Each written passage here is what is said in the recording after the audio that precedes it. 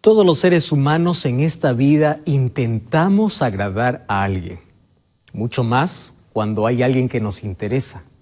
Tratamos de mostrar lo mejor de nosotros, nos esforzamos por agradar, por contentar a otra persona.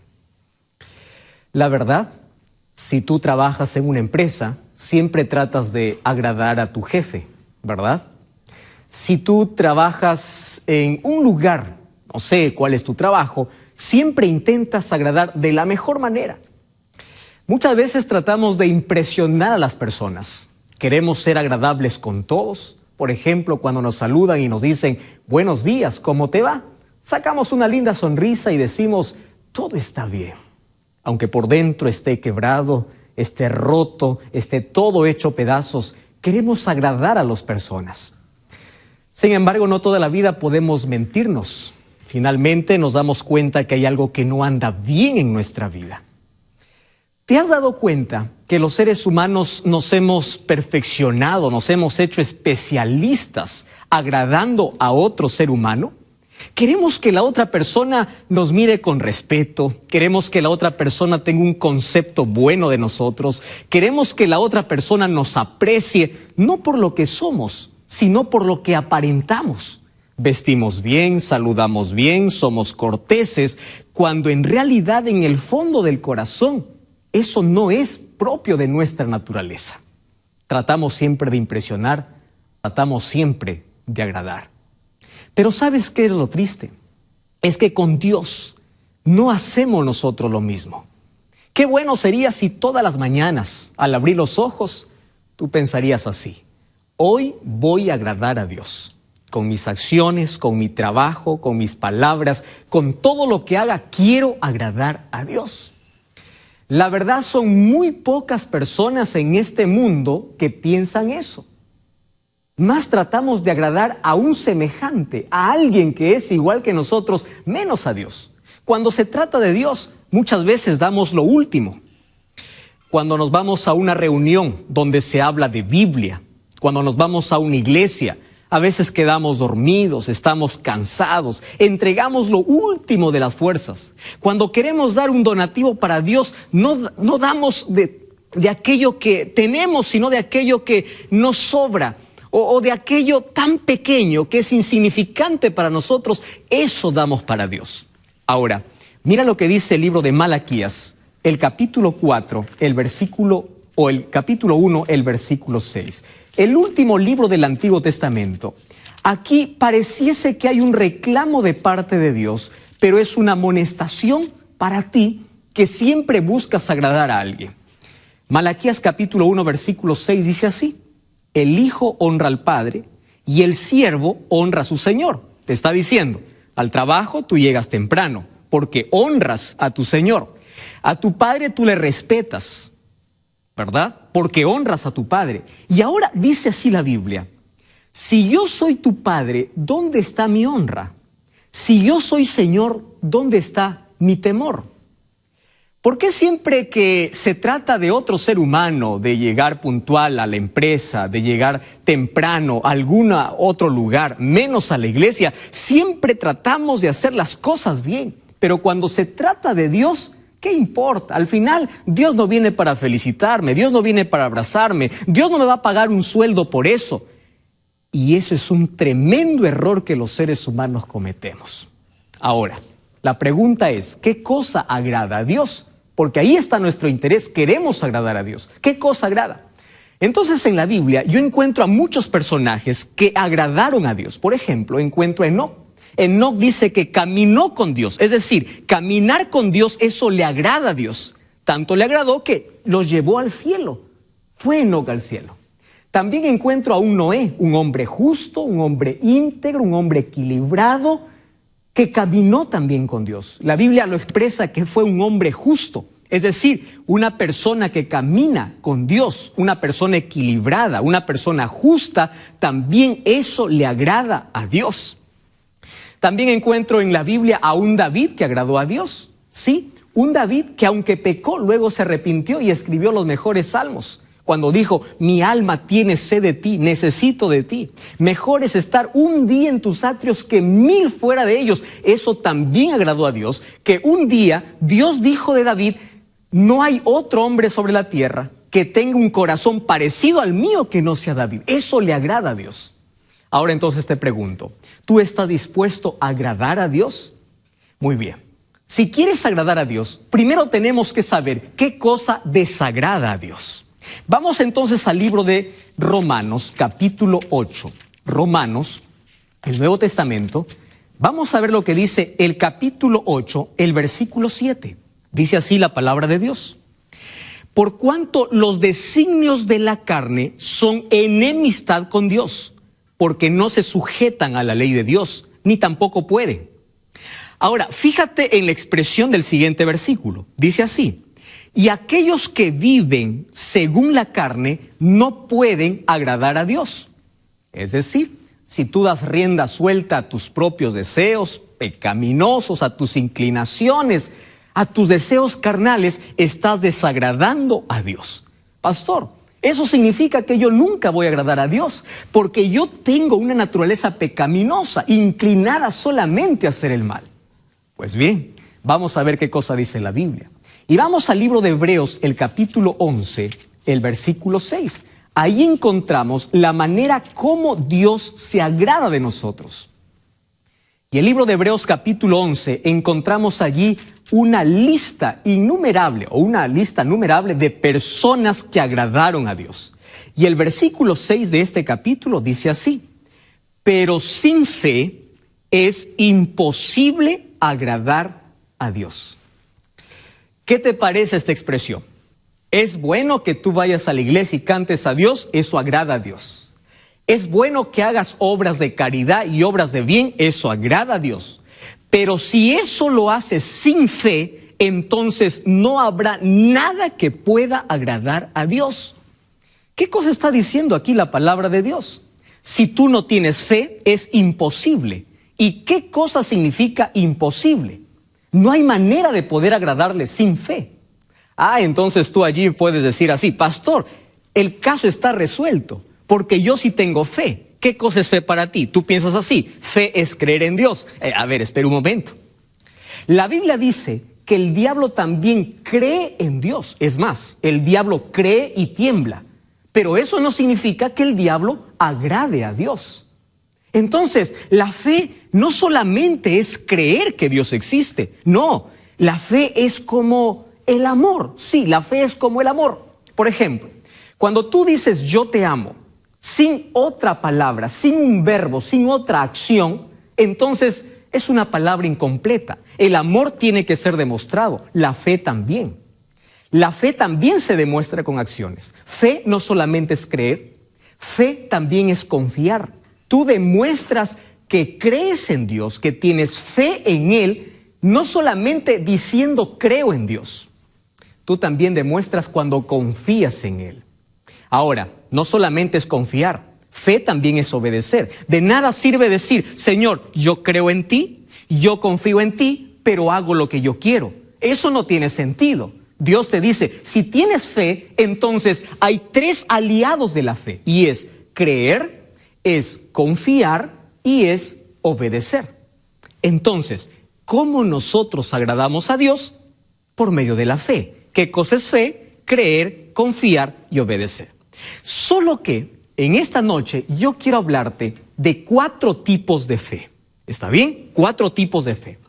El primer tipo de fe se llama una fe inestable, una fe movida por situaciones, una fe movida por circunstancias, una fe basada en el sentimentalismo. Te voy a explicar.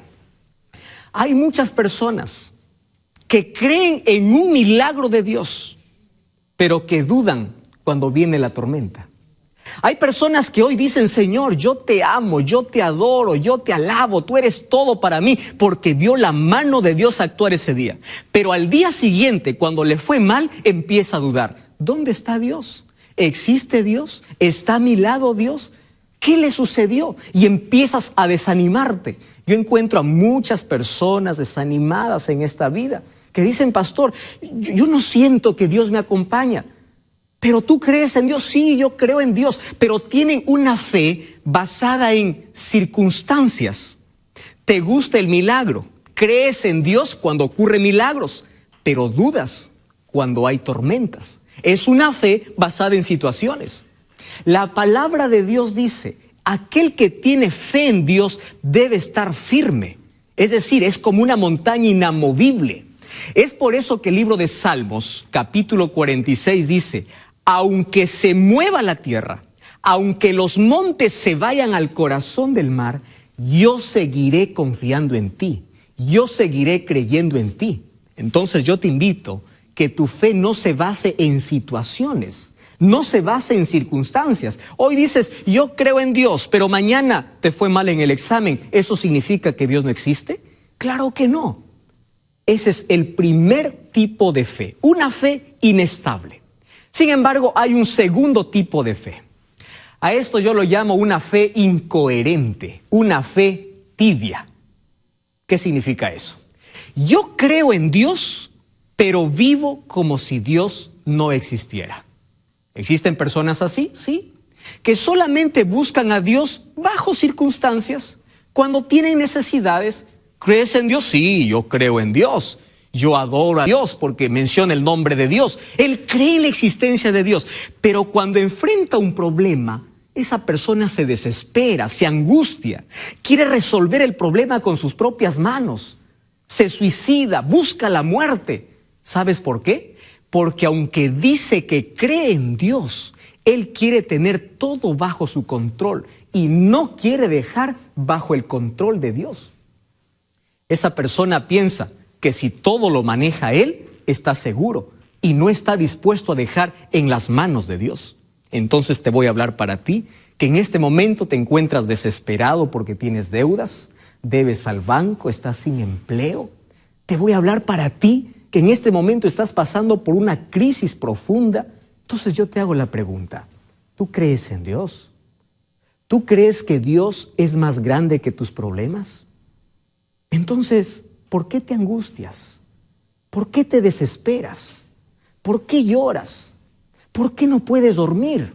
Deja en las manos de Dios. Esta es una fe incoherente. Creo en Dios, pero trato los problemas como yo quiero tratarlos. No estoy dispuesto a confiar eso en las manos de Dios. Y hoy quiero hablarte del tercer tipo de fe. Yo lo llamo una fe ingenua. Y te voy a explicar por qué. Este tipo de fe es aquel que cree en cualquier cosa. No tiene una base, no tiene un sustento. Cree en cualquier cosa. Es aquella persona que dice, yo creo en Dios, pero también creo en otras cosas. Y entre esas otras cosas, el diablo ha inventado o ha puesto las famosas supersticiones. ¿Qué significa eso? Yo creo que Dios existe, pero también creo que cuando un gato negro se cruza en mi camino, más creo en el gato, porque creo que me va a ir mal, más que en Dios. ¿Qué te parece ese tipo de creencia? Hay muchas personas en este momento que son esclavas de aquellas creencias absurdas y contrarias a la fe. Pero también es un tipo de fe. Es una fe ingenua. Es una fe que no tiene sustento, no tiene base. Entonces tú ahí quedas preocupado y dices, no puede derramarse sal sobre la mesa. ¿Por qué? Porque si se derrama sal, eso significa que va a haber pobreza. Entonces te pregunto, ¿de qué depende tu situación? ¿De la sal que se derrama o de las bendiciones de Dios? Entonces tú puedes decir, creo en Dios, pero si sigues creyendo que la sal derramada trae pobreza, eso no tiene sentido. He escuchado muchas supersticiones. Vamos a colgar una hoja de sábila, por ejemplo, en la puerta de la casa para ahuyentar los malos espíritus. ¿Y dónde está el poder de Dios? ¿Por qué dices entonces creer en Dios? ¿En qué crees más? ¿En una sábila o en lo que Dios puede hacer por ti? Escucho supersticiones como no salgas que hoy es domingo 7, no salgas que es viernes 13, no hagas esto. Miles de personas son esclavas cada día. Antes de poder ir al trabajo, ¿sabes dónde están? Allí en un kiosco, mirando el periódico, no miran las noticias. Directo se van a una parte que dice el horóscopo. Y allí empiezan a revisar el signo. Yo soy Aries, Tauro, Piscis, Leo, Cáncer, etc. Y empieza a ver allí la gente, ¿cómo me va a ir hoy? La gente no da un paso, tiene miedo del futuro. Entonces, ¿dónde está tu fe? ¿Está en las estrellas? ¿Está en las supersticiones? ¿Están en tus creencias absurdas?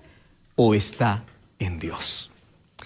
La Biblia dice, sin fe es imposible agradar a Dios. ¿Sabes? Cuando nosotros ponemos eso antes que Dios, ofendemos a Dios. Muchas de esas creencias nosotros lo heredamos de naciones paganas e idólatras del antaño. Por ejemplo, en el tiempo de Babilonia, la Biblia nos cuenta que había un rey que se llamó Nabucodonosor. Este hombre una vez tuvo un sueño. Estaba tan turbado porque olvidó el sueño y mandó llamar a un grupo de personas para que puedan interpretar el sueño. ¿Sabes en qué se basaba este grupo?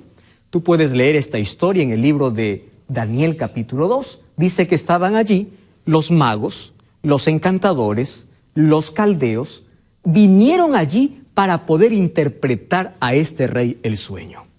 ¿Quiénes eran los magos? Los magos eran las personas que ponían un poco de aceite, lo mezclaban con agua. Y según la forma que daba el agua y mezclado con el aceite, ellos pensaban que así podrían interpretar el futuro. Pero fue inútil para interpretar el sueño de un rey. ¿Quiénes eran los encantadores? Los encantadores eran las personas que decían tener poder para comunicarse con el más allá. Es decir, desde allí empezamos a ver sesiones espiritistas. Ellos decían, nosotros nos comunicamos con los muertos. Nosotros nos comunicamos con seres de otros mundos, porque ellos pueden resolver nuestro problema. La historia dice que también eso fue inútil. Dentro de ese grupo también se encontraban los astrólogos, aquellos que miraban las estrellas y pensaban que el futuro, el destino, los secretos están en las estrellas. De paso, los babilonios pusieron nombre a la mayoría de constelaciones que hoy los conocemos por nombre. Los pusieron el nombre de sus dioses. Ahora, fíjate lo que dice la palabra de Dios respecto a eso. El libro de Deuteronomio, el capítulo 18. Quiero leer para ti. Mira, ¿qué cosa Dios opina de ese tipo de fe? Deuteronomio, capítulo 10. Deuteronomio, capítulo 10. El versículo 8 dice así, o el versículo 8 en adelante. Ahora, cuando tú entres a esa tierra que yo te doy, dice Dios, no participéis de ninguna de esas abominaciones. ¿A qué llama la Biblia abominaciones? Cuando tú depositas tu confianza en alguien que dice tener contacto con los muertos, en alguien que dice que tu destino está en las estrellas, cuando tú empiezas a creer más en una superstición que poner tu fe en Dios, en ese momento estás haciéndote abominable, estás convirtiendo en una abominación. Eso desagrada a Dios. Entonces la Biblia dice, sin fe es imposible agradar a Dios. Entonces, ¿qué tipo de fe Dios quiere? Es una fe de relación, es una fe de ando con Cristo, somos amigos, es una fe de quiero escuchar tu voz, es una fe de quiero obedecer tu palabra, es una fe de quiero confiar en ti. En este momento, en el nombre de Dios, yo te invito a salir de esas creencias absurdas. En el nombre de Dios te invito a ser libre de supersticiones, libre de aquellos pensamientos, de aquellas cosas que te separan la confianza que debes tener únicamente en Dios. Esta noche tú puedes ser libre por el poder de la palabra de Dios, porque Dios es especialista para libertar. No importa cuál sea tu creencia. No importa en quién o en qué situación o circunstancia estés creyendo hasta hoy. A partir de hoy, intenta agradar a Dios. Intenta ser libre de cualquier superstición que te separa de Dios en lugar de poder agradar a Dios. Entonces te pregunto en esta noche, ¿tú estás dispuesto a agradarle?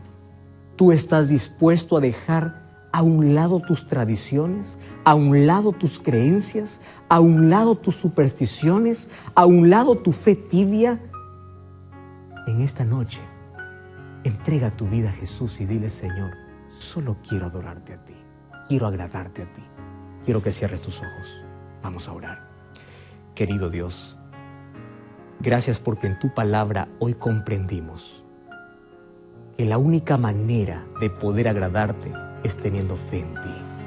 Pero tener fe en ti significa poner al lado de nuestras creencias para creer solamente en tu palabra. Poner a un lado esas supersticiones contrarias a la fe, que muchas veces lo hemos practicado o hemos creído. Libértanos en esta noche por tu poder. En el nombre de Jesús. Amén. Gracias por acompañarnos en este programa. Recuerda que la palabra de Dios tiene la verdad. La verdad te da libertad y te prepara para la eternidad. Nos encontramos la próxima semana.